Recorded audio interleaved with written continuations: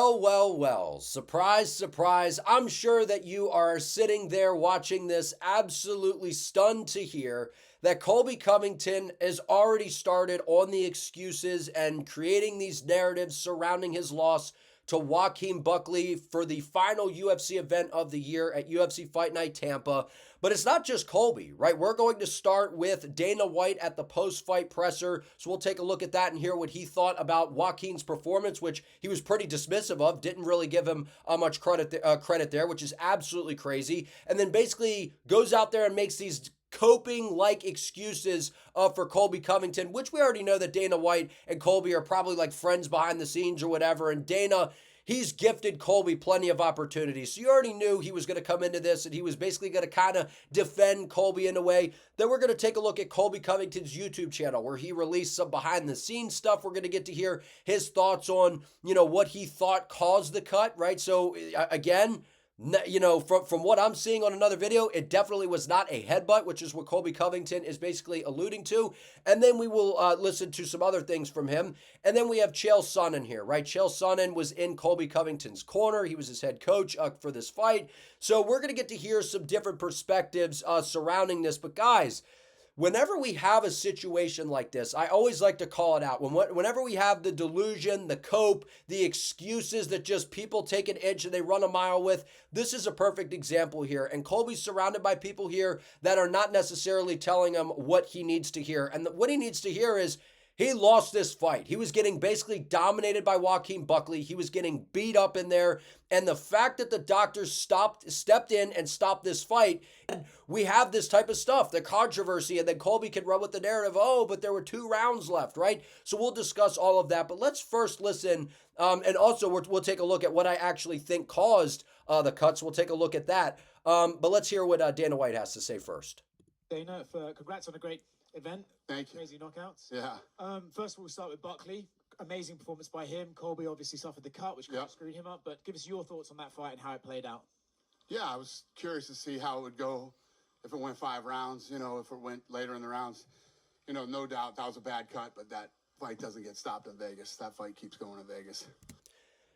So right out the gate, Joaquin Buckley, first big opportunity, main event, last event of the year, fight night against a big name in the division in Colby Covington. Buckley went out there. He just beat him up. He looked outstanding. He was defending takedowns well. He was out there, landing some really good shots on Colby, was hurting him. Nope. Oh, well, that fight doesn't get stopped in Vegas. Doesn't get stopped in Vegas. I mean, you could make the argument, like, we've seen that, for the Sphere UFC 306, the Arena Aldana cut, that was absolutely nasty. We've seen a number of examples of where in Vegas, sure, maybe things can go a little bit longer.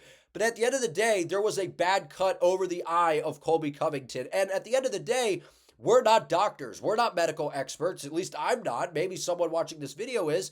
And to sit there and go, well, that doesn't get stopped in Vegas. The doctor comes in there and their job is to protect the fighter from themselves and from all of the martial arts meatheads that are in the arena and to prevent the fighter from further injury or from an injury that could basically wreck their career, right? From what the doctor was saying, it sounds like, something, really bad could have happened to his eyelid. So if the doctor feels that there is a problem here, they're going to stop the fight. And for me, to just immediately come out with that is just absolutely crazy. Where's the praise for Joaquin Buckley? The night belongs to him. He went out there and did a spectacular job. So again, no surprise that Dana is immediately going to come out and, I would have liked to have seen if it went off 5 rounds. Colby probably would have got knocked out within the next 2 rounds.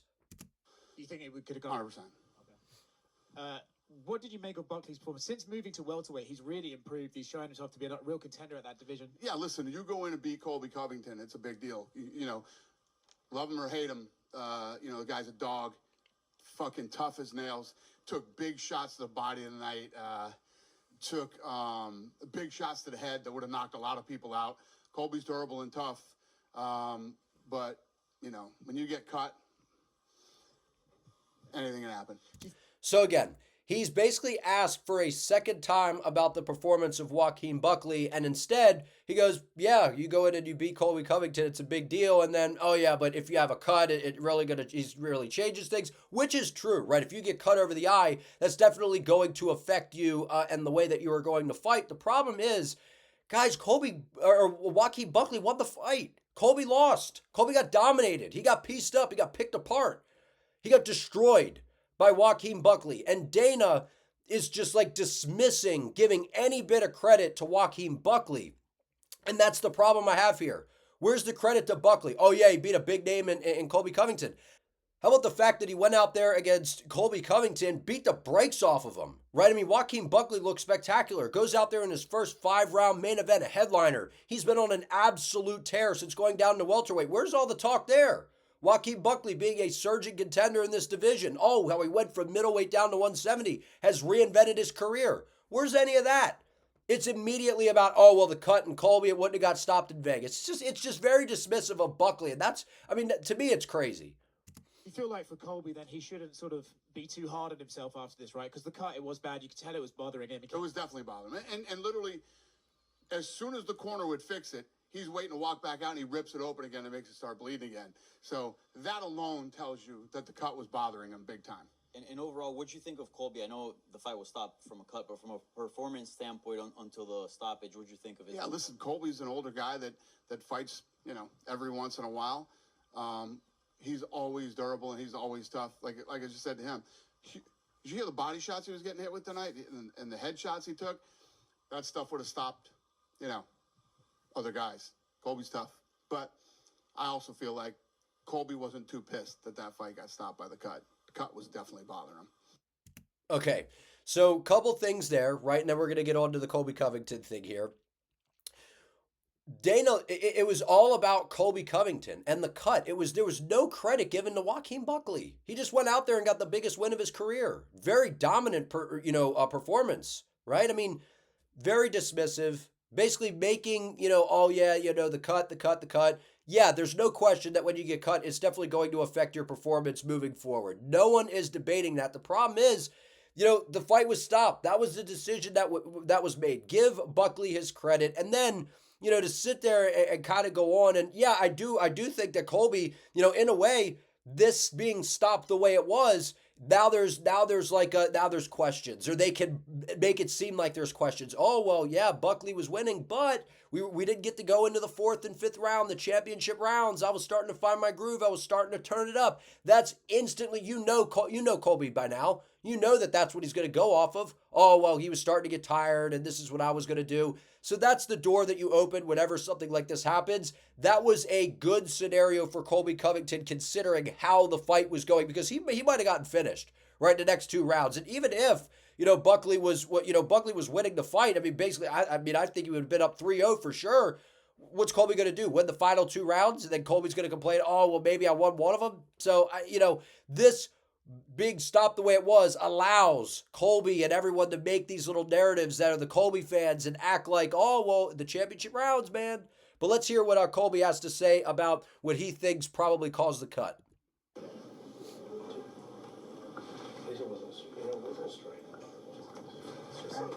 What do you think? There was a big headbutt. I know that at one point. There was a nasty headbutt where we just both clashed heads. Okay, so a headbutt where they both clashed heads. Okay, so shout out to MMA Homie Podcast here. I bring this up. Okay, so we're going to see in slow motion the shot in which looks to what has caused the cut here. Bang. Right uppercut right on the eyelid area of Colby Covington. So let's see that again. Colby dips down. He's coming in for a level change, shooting for a takedown. Buckley throws a perfectly timed right uppercut right in the area of what looks to be what causes the cut. That's what looks like caused the cut to me. So I know that they're all going to say, oh, well, it was, why'd they stop it, this and that, or, oh, it was a headbutt. Listen, cuts happen from other things other than just headbutts, right? We see elbows, we see knees, sometimes kicks, sometimes different things cause cuts. And again, if Buckley throws an uppercut and the edges of the glove or the knuckle or whatever, a finger type of something can catch and cause a cut. So it's not always just, oh, there's a cut, it must have been a headbutt. That is just, that's not true at all. So again, I'd have to go back and really look through the fight to see if there were any headbutts that happened. But that, from what I have seen so far, is what looks to be what has caused the cut there. But anytime Colby can have some little narrative to run with, he's going to. But let's hear his initial thoughts right after the event here backstage. Military, shout out to the first responders. Shout out to Hulk Hogan and Real American Beer for being in the building tonight. And couldn't have done this without you. You made it a spectacle. You made it a show. Super thankful to you. We're going to be back stronger than ever. This is just the beginning for me. So, I wasn't, at my best tonight. I came off the couch, but it was for the company. I did this for the company that I love so much that changed my life. So, I know that there's still a lot of fight in me, and the best is yet to come. I was just getting warmed up in that fight. I think it was tied up 1-1, and I was starting to wear on him. I could see him breathing out of his mouth. I was starting to catch him on more shots. So it's unfortunate that they stopped it. Even Dana came out and said if that was in Vegas, that would have never been stopped. So I took his hardest shots, and they weren't nothing. They didn't faze me at all. I was walking right down. So we'll come back stronger. It's a lesson to everybody that faces adversity in life. Never give up, and keep coming forward for your dreams and your goals in life, And never hang your head, dare to be great. And, you can't be afraid of failure, Embrace it, move forward, become better, and, do better, so. Okay, so there you go. So, I thought, Dana said this. So that he's going to hear what Dana says, and he's like happy about it. He's like, yeah, Dana thinks if we were in Vegas, the fight wouldn't have been stopped. That's the narrative that the Colby fans and Colby are going to push is, oh, well, we had 2 rounds left. What could happen? Oh, it was tied 1-1. Ooh, so, even if I went on to win the final 2 rounds, there was another round where he could pull the Kamaru Usman thing, where he definitely lost to Kamaru Usman, but then he could be like, oh, well, some of the fans thought I won, and this and that, and play these types of games. And to say that it was 1-1 is crazy, because all of the judges had it 2-0 Joaquin Buckley for those 2 rounds, and the third would have went to Joaquin Buckley as well. Even though Colby was landing some takedowns, doesn't matter. Basically did nothing with them. Buckley got back to his feet, was landing the much more damaging shots. So again, this is all part of the Colby character game. All part of, just who he is, this little character thing that he does as well. All of it is a load of just, excuses and narratives, and then he will run with them, right? And he will use, his words to try to twist things around and try to, get people to kind of rally behind it or whatever. But I know a lot of people are onto the BS by now. But now we're going to go back to his house here, or in this video where they're going to be at his house, and he's going to talk a little bit more about this fight and give some more thoughts. I mean, you're just going to get to hear the excuses and the little avenues that he's going to take moving forward when it comes to when people are going to ask about this fight. When the cut happened, what happened? Yeah, so, we came in, in close contact, and I felt like there was a headbutt, and as soon as it cut in the first round, I couldn't see. I had blurred vision. I was seeing 3 different people. I was like, fuck, which one do I punch? I didn't know what to do. I was kind of confused, but, I knew I had to keep fighting. I had to give the UFC and the fans a show, and that's what they pay their hard-earned money to come forward. I'm a warrior. We're gladiators, so I'm not going to stop. I've had way worse in fights than a little cut over my eye, so it's unfortunate that the doctor stopped the fight like that, because if we're in Vegas, I know the fight gets to keep going, and I feel like I was really just starting to gain momentum. Like, I was starting to wear it. I could see he was breathing out of his mouth. It wasn't as much volume at that point, so I feel like it was going to be my fight in the championship round. So it was an unfortunate stop, and I feel like the judges not the judges, but the doctor is the one that beat me tonight. I didn't feel like I lost to another opponent. See, there you go. We already knew, at least I did, and a lot of us already knew, when the doctor came in to stop that fight, we knew that Colby was gonna do this. We knew this was the route that he was gonna go. Oh, well, I was starting to kind of figure it out, starting to pour it on. He was getting a little bit tired. Joaquin Buckley didn't look tired to me. He didn't look tired to me. He has a good gas tank, right? Ever since, especially coming down to 170, his gas tank's been outstanding. He can fight like a wild man for at least 15 minutes, right? He didn't look like he was slowing down to me. Colby was taking a beating, dude. He was getting absolutely battered. And everyone you even heard Dana talking about, oh, well, Colby's so tough. Yeah, Colby is tough and he's durable, but why is that the main talking point when Joaquin Buckley, who's a surging contender in the division, who's went out there and basically just looked unstoppable at welterweight, why is that not what people are talking about? You know what I'm saying? And that's where, to me, the BS lies. And you just knew that he was going to take this route, right? This is the angle that he was going to go. And Colby knows sitting there, that fight really wasn't going my way. I was struggling there. Yeah, I got the takedowns, but Buckley was getting back to his feet, and he was, every time I was trying to time my entries, he had good defense, right? And I think that he suspected Joaquin Buckley to eventually fold when it came to the wrestling, and he didn't. And Colby was getting cracked with some really, really good shots. And yeah, just because you're taking a bunch of shots, ooh, wow, look at the damage you took. What's impressive about that? Yeah, it shows that you're tough or whatever, but you were losing the fight. So I just don't understand why that's the main talking point here. But let's move on to 15-16. And take a listen to stepping up, to take this fight. Because Colby, you're always going to hear him say, oh, the UFC has done such great things for me. I stepped in on short notice because, and this and that. And it's just like, you're going to hear him basically just talk about how he didn't really have much of a training camp. He had a rough weight cut. I'll mention that at some point. And it's like, first of all, I didn't think you cut that much weight, right? And then you were willing to step in against Shavkat for an interim title.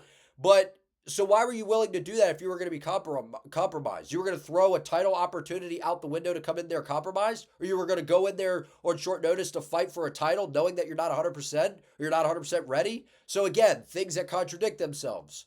McDonald's, these tough end jobs, so I get to do something I love. I love fighting. Fighting's fun to me, Someone trying to break my will, I know I'm unbreakable. I've never been finished, like knocked out unconscious in the octagon. There's a lot of fighters that happens to every fighter that, that graces the octagon. It's never happened to me. I know there's not a man alive that can take my soul. So my spirit is still strong. I'm positive. I know the best days are still ahead of me, and I'm going to come back stronger from this. I'm not going to let this define me. It's one fight, and I'm more than just a fighter, I'm going to let this fuel me. I'm going to get a full training camp. Came on short notice. This is for the company. This is for the fans. This wasn't a full training camp. I was campaigning with Trump, getting him ready. I wasn't even in the training room. I came off the couch on 2.5 weeks notice. So, it's a tough ending to go like that. I feel like I was just getting my win and I was going to come on strong, but it is what it is. That's life. You don't hang your head, and it's in the past now. I don't dwell on my past. I just focus on being better for the future. So you get to hear it, right? So he's out doing all this stuff with Trump. He's out doing all these things. So if you're not feeling prepared, then why are you stepping in to take a fight? You were willing to step up to the plate against Shavkat when you heard title was on the line, and then I think that the UFC said, look, we're going to go Ian Machado Gary's undefeated, Shavkat's undefeated. We're going to go that route, basically a number one contender fight to fight for the title. We've already gifted you opportunities. You need to fight a contender now, Colby. Here's an opportunity. You go in there, and I think the UFC probably told him if he was able to beat Joaquin Buckley, they absolutely were going to consider him again for another title shot, which would have been absolutely crazy. Now, we don't know that for sure, but knowing how they've treated Colby in the past and just allowed him to basically go in and win one fight and find himself back in another title opportunity, I mean, I wouldn't have been shocked at all. I would have been mad, obviously, because he does not deserve another title opportunity. He would have to at least beat two contenders. Like if he could have beaten Buckley and then another one, maybe. But we got other guys that are on a tear in the division right now to continue to gift Colby these title shots. But you just get to hear it, man. I mean, just, again, we don't know what went on behind the scenes into taking this fight. I thought it was strange that he took Buckley on short notice like this. But to me, the only reason I find it hard to believe that the UFC said we really need someone to save the day, and Colby's like, I'll be that guy, knowing that it's that he has a short camp coming in there against a dangerous guy in Buckley who's a surging contender. I feel like there was some sort of incentive maybe that they were saying like, oh, if you win, maybe we can justify giving you another title shot. I don't know. I just find it weird that he took this fight. But again, you can kind of draw your own conclusions when it comes to that. But let's hear what he has to say about the weight cut thing, because I told you this before. He talks about all the time how he fights around his natural weight class. He doesn't have to cut much weight. So if you had a few weeks to prepare, why was it such a hard weight cut? You act like there's almost no weight to cut. What do you feel? Yeah, man, I just feel like a little disappointed. I feel like the fans got robbed.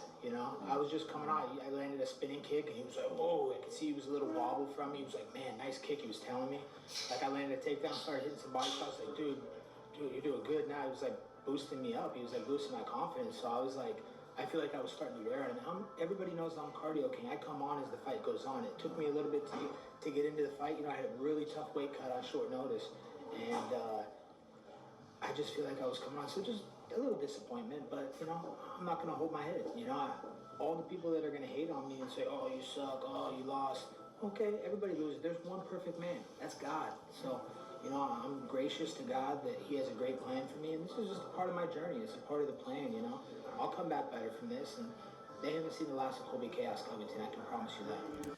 So you get to hear, right? So anytime a fighter comes in and they take a fight on short notice, one of the first things that they're going to say when they lose is, the weight cut was hard, or I took a fight on short notice. So you almost essentially have a built-in excuse whenever you take a fight on short notice. So we already knew if Colby lost that was going to be the excuse that he uses. But what I find very interesting is that he did have a few weeks to prepare for this, that he mentions the weight cut, because he's one of those guys that is always very hard on other fighters for, especially, Islam Makhachev, Habib, and says those guys, they cut so much weight and blah, blah, blah. Well, if you're saying that you had a tough weight cut to make 170, you clearly aren't walking right above 170 pounds, which is how Colby makes it sound. He's like, oh, I fight at my natural weight. I barely cut any weight, this and that. Why are you having a tough weight cut when, it's just you had a few weeks, right? So if it was an easy weight cut, like you always say it is, and he looked pretty sucked out to me when he was doing some of the media day stuff that he did with Chael Sonnen right after he weighed in, he looked pretty sucked out, maybe a little bit more than what he normally does. I don't know. I'd have to go back and look. But for a guy that always, rips on other people for cutting so much weight and this and that on short notice, I'm not saying Colby, I don't think he cuts too much weight. But again, and I know he says, oh, I'm out doing all these other things, so I'm not really training. Well, but then don't sit there and say that, oh, well, in terms of weight cutting, I barely cut any weight, because clearly you do, because in a couple weeks' time, if you were right above the limit, I mean, you could easily shed that off. So to me, I just have some questions there. But last but not least, let's move ahead to 1740 and then just hear kind of his wrap-up thoughts with this. I know I'll be on a treadmill in Bahamas. I'll be working on my mistakes, keeping my hands up, correcting little details that I can get better. I feel like, I made some mistakes tonight, and I could have been better and more efficient, and I wasn't. But, that's why we get to the drawing board, and we come back better for next time. We all lose. We all win. We all, come back stronger. No one's perfect. So, it's just beautiful to be under one thing. And, I know all these people know that, that wasn't me. I was fighting with one eye, and, we'll come back stronger. Okay, so you get to hear it there, the one eye thing. And again, no question that a cut is going to impact the fight. There's no question. But again, it leaves the door of open to sit there and go, all but the cut, which is what this is all going to come down to. That paired with the weight cut, paired with the short notice, all of those things are like perfect for someone like Colby Covington. He has so many excuses and so many different ways to spin it and twist it and just play off of those narratives. But to me, I actually thought that Colby, yes, he didn't look like vintage Colby back in the day. I thought he was pretty defensively responsible, right? He had his hands up. He was throwing some decent combinations on the feet. To me, this was just a matter of how good Buckley is. He's one of the top guys in the division. And again, to me, I was like, even if you take a loss, come out and be like, oh, like he was just a better man that night. He landed some good shots or whatever. But since there was a cut, we're never going to hear that. But let's hear what Chael Sonnen said, because again, Chael knows Colby, but also he was in his corner as his head coach for the fight. And that's another thing. Colby, he's bounced around, hasn't he? He's always got different coaches around him, different camps. I noticed that coming into this. That's something that's kind of weird to me, right? Because whenever you see a fighter make all these changes, the chemistry and what's really going on behind the scenes there. So how well is he preparing, right? Because when he was at ATT, when he was at MMA Masters, you're getting outstanding work in. But to me, I just see him training at the PI and doing some of these different things. So what kind of camp did Colby even have coming into this? I don't know, but I just think some of these things are strange. I told Charlie, the number 2, I said, hand me that towel. I'm stopping this. So I bring that to you because the referee was taking some criticism. Well, let me be fair here. I saw what they saw, okay? So I'm just going to set that aside. But at no point in all those punches that Colby took, and there was a body shot, you could hear it throughout the building, boom, he took a shot to the body, Buckley just swung wildly, took that big fist with all that big power, he's got, boom, hit him in the body. There was nowhere Colby even winced. There was nowhere that he flinched. There was never a time that he stepped backwards. There was not a time that he went down, and I offer you that because there was a time when he went down, but it wasn't from a punch. There was a punch as he slipped, as he went down. I'm just bringing that to you. Like there was, when you look at the grit meter. Okay, so right away, so what I do want to say is in this video, Chael did give credit to Joaquin Buckley. And he is, before said, look, Joaquin Buckley is a dangerous guy. We knew he was going to be a hard fight. The problem that I have here is, look, Chael is almost, because he's close with Colby, because they are friendly, he's his coach, he may not necessarily be as honest with the assessment. And if you want my honest opinion, I think Chael's kind of like, man, this is kind of good, because if this kept going, I'm not so sure how this would have played out. Buckley was teeing off on us. And again, why is the main talking point? I know that coaches and people are looking for bright spots in Colby's performance, but there wasn't much bright. He was getting beat up just because you were eating a bunch of shots, and yeah, you were showing how tough you are. We already knew whether you like Colby or not. The guy's durable. He's tough. He's going to keep moving forward. He's not probably going to quit on himself. He's going to keep moving forward. That's what he's shown throughout his career. He's relentless. But to sit there and harp on this, the grit meter, like, I understand what he's saying. At 36 years of age, sometimes you get hit with a shot and you're like, okay, I just want out of there. Or you get a little older in your career. I'm like, nope, not for me anymore. Colby showed that he was willing to stay in there. So I get that. But why are we just sitting here just constantly talking about the toughness of Colby? Like, I don't get it. This was one of Colby's best fights. When you look at the digging deep, this does not replace the fight with Kamaru Usman, but god damn, it's right there. When you look at grit, and you look at the shots that he took, you look at the damage that they did, and he did not care. There was times he was on bottom, and Colby and I had a deal.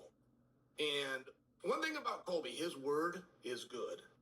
So I made him say it. I made him say, do we have a deal? And all the deal is that mat is to be looked at like it's lava.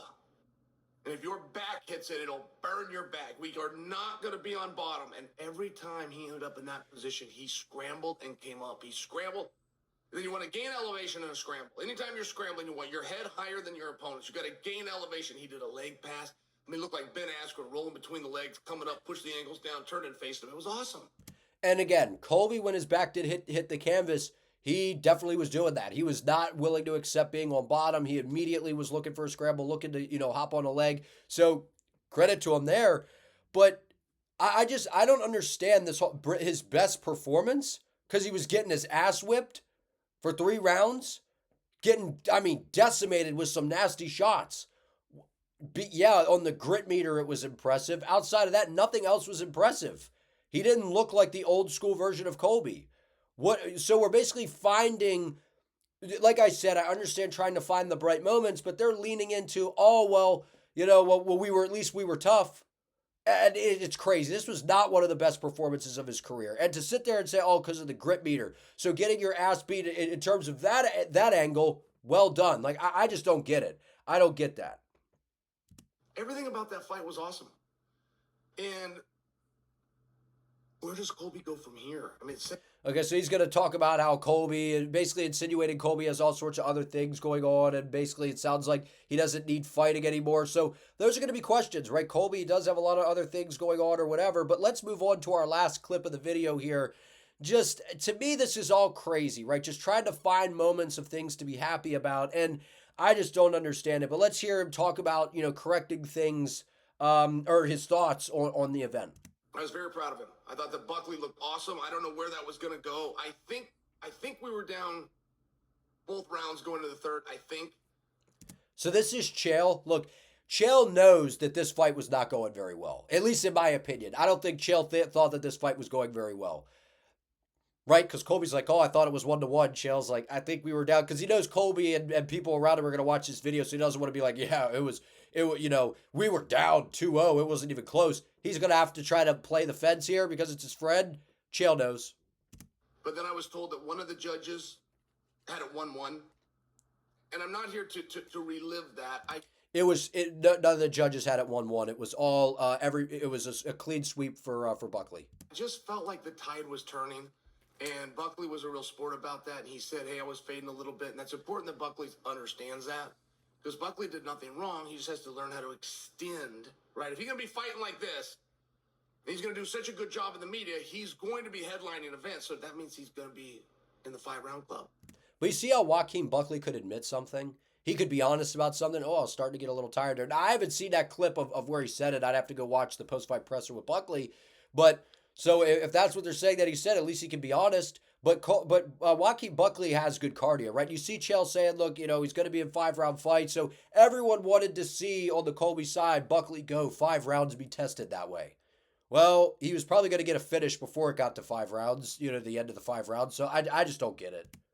And it's good for Buckley to know where that energy goes. I feel like both guys got better tonight. But if I'm looking at it from one perspective, which is not the outcome, I can't even count it, guys. I just can't. Okay, so he's just going to talk about how he can't count it. It's short notice. The doctor stopped it. The bottom line is this. Joaquin Buckley, he dominated the fight against Colby Covington. The stoppage happening the way it did kind of worked out for Colby. The cut was bothering him. And again, it was not heading in a very good direction for Colby. They keep saying Buckley was getting tired the 4th and 5th round. What was going to happen? Buckley was winning the fight. He was going to be up probably 3-0, right? I mean, in my opinion, definitely 3-0, but with these judges, you never know. I think he would have been up 3-0. When's the last time Colby finished somebody? He's not going to finish Buckley. So what's he going to do? Maybe win 2 rounds? I didn't think Colby would. Maybe he'd steal a round later. Doubt it. So he steals a round or 2. He lost 3 or 4 rounds to 1. So you get what I'm saying. There was almost no route for Colby to win the fight. He was getting dominated. He was getting decimated. This was about Joaquin Buckley. He's an elite guy in the division. He's made leaps and bounds. The cope is crazy.